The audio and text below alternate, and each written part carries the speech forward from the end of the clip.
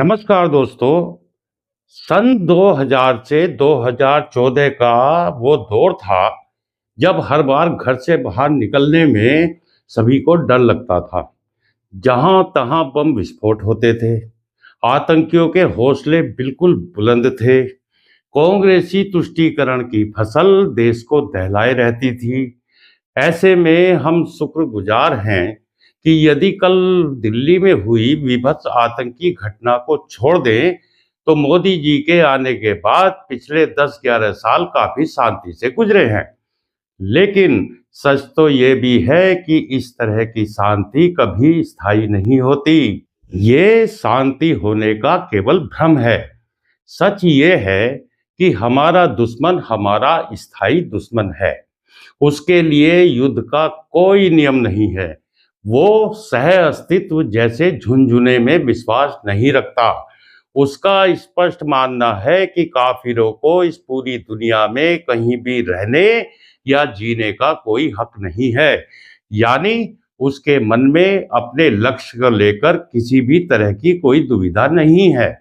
दुविधा में तो हम और हमारे हुक्मरान हैं, जो सबका विश्वास की पीपनी बजाते हैं, सबके साथ की बात करते हैं, गंगा जमनी राग अलापते हैं और एक हाथ में कंप्यूटर देकर शांति खरीदने की कोशिश करते हैं। क्या ऐसे शांति आएगी? ये आपका भ्रम है और कुछ नहीं। अरे आप क्यों नहीं समझ रहे कि हमारा दुश्मन रामायण काल का नहीं है, जो युद्ध के नियम मानता हो, जिसके अंदर रत्ती भर भी नैतिकता हो। रात को सोते हुए सैनिकों को नहीं मारना है या निर्दोष नागरिकों को नहीं मारना है। हमारा दुश्मन महाभारत वाले समय का भी नहीं है, जहां अपने से कमजोर और निहत्थे लोगों को मारने की मनाही है। सच तो ये है कि हमारा दुश्मन बहुत ज्यादा कमीना है और ये बात हमें समझ आती है, मगर हमारे हुक्मरानों को, जिन्हें ये बात हमसे पहले समझनी चाहिए, उन्हें शायद समझ नहीं आती या फिर वो समझना ही नहीं चाहते, पता नहीं क्यों। तो सवाल ये है कि जब हम अपने दुश्मन की मानसिकता को समझेंगे ही नहीं, तो उससे निपटेंगे कैसे? कहां कहां रात दिन पहरेदारी करते घूमोगे? कहावत है कि आतंकी को सफल होने के लिए सिर्फ एक मौका ही बहुत होता है, जबकि उसे रोकने वाले सैनिक को हर रोज कामयाब होना जरूरी है। और हमारे रक्षक सुरक्षा बल दिन रात इस तरह के हमलों से देश को बचाने के लिए जी जान से लगे रहते हैं। लेकिन इस तरह की एक घटना उनके लिए जी का जंजाल बन जाती है, उन्हें कटघरे में खड़ा कर देती है। कोई ये नहीं कहता कि इन्हीं बहादुर लोगों ने अपनी मुस्तैदी से हजारों हमले नाकाम भी तो किए हैं, और इनका मनोबल तोड़ने के लिए हमारे देश का धूर्त विपक्ष तो है ही, जो देश की सुरक्षा में लगी हुई एजेंसियों को हर वक्त कोसता रहता है, इन पर प्रश्न चिन्ह लगाता है। ये हमारा देश दुश्मन से निपटेगा भी तो कैसे, जब देश के अंदर दुश्मन के करोड़ों हमदर्द बैठे हों, दुश्मन के पक्ष में पूरा एक इकोसिस्टम लगा हुआ हो। यदि दुश्मन को पकड़ लिया जाए तो अदालतों में तारीख पर तारीख लगती रहे। देश के बड़े बड़े वकील आतंकियों के पक्ष में पूरी बेशर्मी के साथ खड़े हो जाते हों। आतंकी और आतंक का कोई धर्म नहीं होता। ऐसे कर्कश राग अलापने वाला मीडिया समूह और देश विरोधी पत्रकार हों, तो भला दुश्मन क्यों नहीं आतंक फैलाएगा?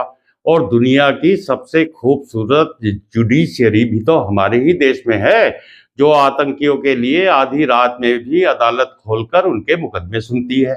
तो साहब, कुल मिलाकर लब्बो लुआब ये है कि सारी ही परिस्थितियां जब दुश्मन के पक्ष में हैं, तो आप उसे रोकेंगे कैसे? आपके पास रास्ता क्या है?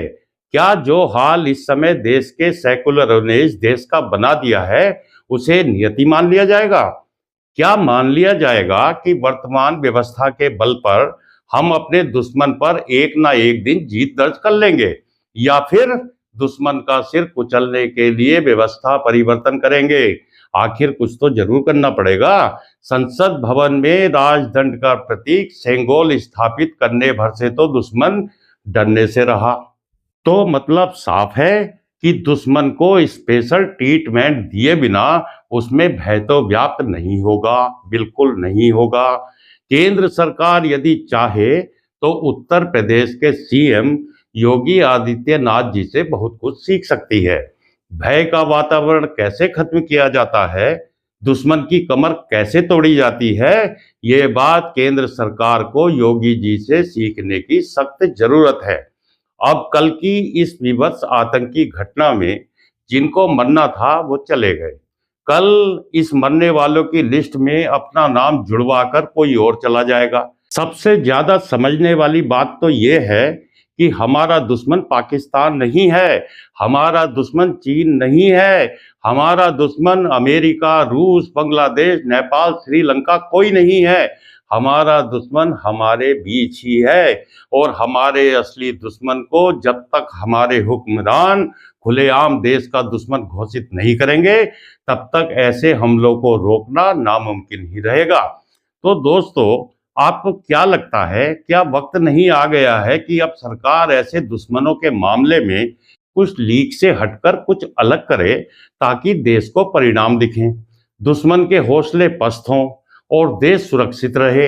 अपनी राय जरूर कमेंट करें।